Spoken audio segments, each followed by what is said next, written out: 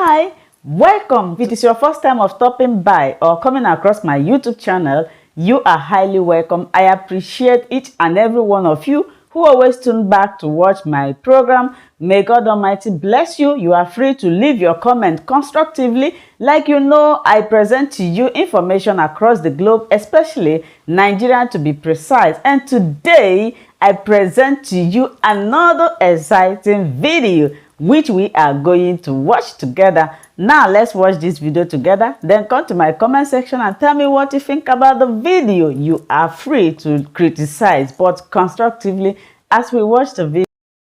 The 2023 election is a game, but it is already rigged against the Nigerian people.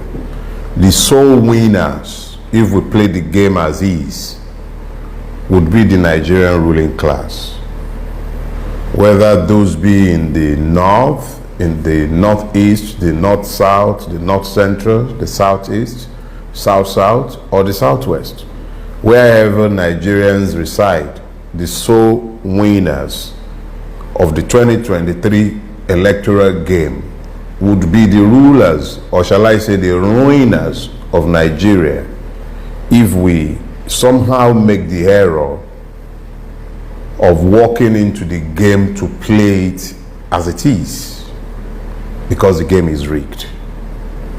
The game is rigged in terms of the fact that personnel changes will not save us.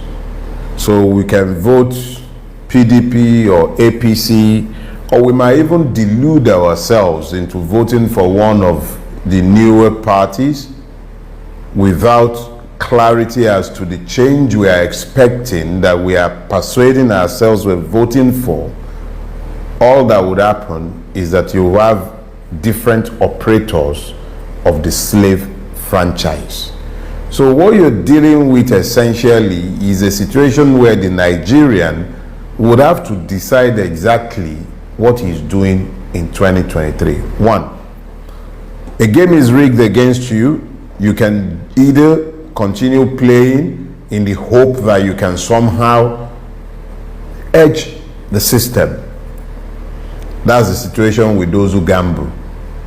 If you play bet, all these bet that is all over Nigeria, the game of chances. So you're betting. That's one. Second thing is, you could jolly well join them since you can't beat them. But I have a third way, and that third way is change the game. So as far as I'm concerned, 2023 election, the only relevance it has to the Nigerian people, I'll still speak to all the protests, which is part of the question you have asked, but it is critical and important that we understand very clearly that personnel change in 2023, even across board, without a clear electoral mandate being delivered to whoever is elected or are elected, will change nothing. Nobody elected on the strength of the 1999 Constitution who had not placed a restructuring agenda complete with a draft constitution before the people, before their election, can touch the 1999 Constitution. It would merely be a revalidation of the fraud called Decree 24, which is the 1999 constitutional fraud. Now, to speak to protests, there have been several protests, especially since the coming of Buhari. But the state has reacted by far more brutally than at any other time in the history of Nigeria, perhaps only equaled by the brutality of the Abacha regime.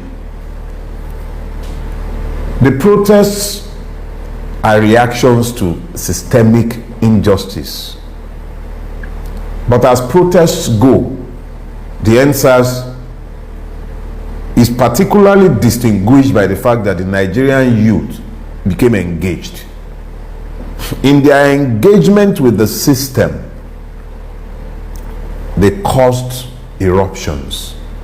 And they've shaken this system to its foundation, but they must take it to the logical conclusion. If the powers unleashed by the NSAS protests, if the sacrifices of the martyrs of the NSAS killings, not only at Lekki toll gate, where the commission where the panel has established clearly that there was a massacre. I'm talking about all the killings all over Lagos, from Ajangbadi to Abule Egba to Kokomaiko, Igbo Ileri, Pedro, Shomolu, Bariga. All over Lagos, people were murdered wantonly by the security forces. If all this is not to go to waste, we must channel these energies, helping the people to understand clearly that personnel changes will change nothing. The injustices are structural, they are deep, and Nigeria cannot survive another 8 years of a visionless system that takes away the very foundation of our humanity, cannot even guarantee peace, security, talk less of justice. So 2023, we must engage, but we must engage first by registering to vote, and then understanding that it's not enough to register to vote. Understand that it must be a demand for a change of the governance systems and structures, so that the energies of the Nigerian can be unbundled and our people can truly be free of the fetters of Decree 24. I'm not shy about offering my opinions, but I'm always very reticent about dealing with persons. But it is inescapable that when a man has offered himself for public service, we are left with no choice but to contemplate their persons and necessarily offer value assessments, and in most cases subjective opinions, because we are dealing with persons. But I would say that instead of focusing on the odiousness of the mass of those who have offered themselves, and they are mostly odious, it's been a gallery of rogues coming out to talk about wanting to be president of Nigeria, from the one who was convicted. Look, it's I recall that a few years ago I did warn that if we do nothing about restructuring our governance systems, the one that will come after Buhari will be worse than Buhari. And if you look at the gallery of rogues that have come out, it will be clear to you exactly what to expect. Let me start with the godfather of them all, the Lagos octopus. It wasn't always like this between me and him. He's never seen me before, not once. But when he was coming to power for the first time, I took night bus from Abuja to Lagos to come and vote for him. Prince Ademola Adeniji Adele, may God rest his soul, he was running as Sarumi's deputy. I slept in his house because his brother-in-law, my friend, lived in his house, and that was where I stayed whilst I was in the law school. I woke up in his house in the morning to go and vote. He was on his balcony, and he asked me, "Mandi, Odilo Dibo Fumi Abi?" I said, Papa, Emaro, AD all the way. Yeah, AD all the way. That was the mask. I voted him the first time he came around. It's one of the worst errors I ever made in my life, because I helped to birth today's monster. Now we have 22 years of his hegemony ruling over Lagos State, unchallenged, virtually untouched, unchallenged, supreme in Lagos State. His word is law. He rules the street, even as he rules the chambers, both of justice and of the legislature. What has he battered? He is effectively a dictator. He does as he pleases in Lagos State. There is a 22-year record to look at, and the record and the facts speaks for themselves. Res ipsa loquitur, we say in law. The facts speak for themselves. In the last 15 years, the road in and out of my neighborhood has been a construction site, building nothing but greed.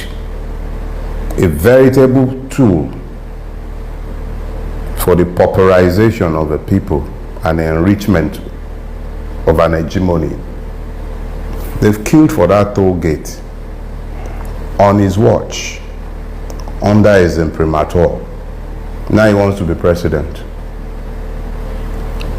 When we're done looking at his 22-year record, which will be close to 24-year record by then, we will then look to his health, his mental capacity. 50 million soldiers, they eat corn, they eat cassava in the morning, and that's the person who wants to be president after the current disaster. Let's leave that man first, but let's deal with the system that has brought that actually emboldened someone like him. Nigeria would have deserved Bola Ahmed Tinubu if he ever emerges the president of Nigeria. Nigeria would have deserved him. It would have been, a well-deserved marriage. Because all the lies of this country would have come to coalesce together in the person of the president of Nigeria, if the like of him will become the president of Nigeria. I don't believe him a president, or rather a candidate. But because you've asked the question and he's the elephant in the room, let me leave his person to the side, and then let's deal with Pastor Agborin, Professor Yemi Osinbajo. Brilliant man, intelligent in the extreme. But his record in the last 22 years would suggest that we should not conflate intelligence with wisdom. And perhaps we should stop presuming integrity until it is proven. He found the grace to be Tinubu's Attorney General, designing the architecture of the capture of Lagos State and its privatization, earned the trust of his capo as consigliere, and became, whether they dispute how that came about or not, the route to the vice presidency runs through Bodilon in one form or the other. 8 years it would have been that he would have been vice president of Nigeria, strutting around defending Buhari in the face of the obvious. He has even said clearly that he wants to continue the agenda of his boss. Let's even assume, for argument's sake, that he's saying all those things so that he might not alienate his boss's supporters. Question is this: how does a man who has benefited so immensely from the system gain power and then presume to change the system? How? Let's leave Pastor Agborin for a second.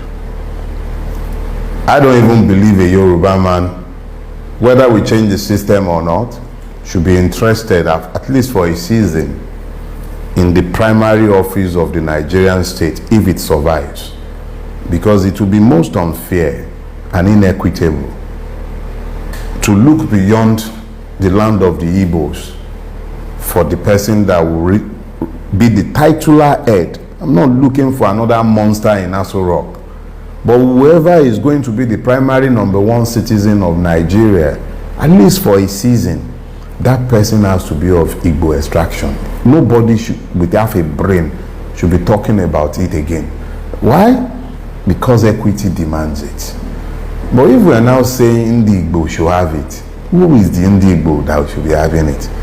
Is it a Rocha as Okorocha, a most odious, vile human being whose only distinguishing feature as a governor was the erection of stupid statues and construction of roads that lasted just one reign? That one wants to be the man who is on record as saying that he became rich by serving Red Cross. Come on. That one, it shows you that the system only ever pushes forward the worst. Or is it all Jews or Kanu? The court effectively the court has effectively said he's a thief. But because of a technicality, they should go and retry him. That technicality will never be available to a poor man or to a member of the lower classes.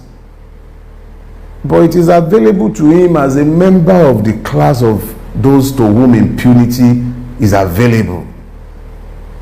That is the one who wants to be president. It is the worst of Igbo that is showing forward. The empire was eyeing. If any one of these persons become president of Nigeria, why would they be interested in restructuring Nigeria to give citizenship to the Nigerian? So you find very quickly that the system is throwing up what we should consider the very worst in replacement of what is already a disaster. Now, even if an angel somehow manages to gain office, let me use one of such angels as an example. Let's look at Kingsley Moghalu. Brilliant man, accomplished. He has spoken extensively to restructuring of Nigeria. But where is his plan? If he gains power, what's he going to do about it? How? If he's gaining power on the strength of the 1999 Constitution, without having mobilized the Nigerian people around the idea of a restructuring that he has placed on paper and galvanized them behind, how is he going to get this den of robbers called the Nigerian Senate or the Congress of baboons called the House of Reps? How is he supposed to be getting any one of those ones to take away the foundation for the food they are eating? They just spend billions to get into office, and you expect them to, or is he going to plan a military coup?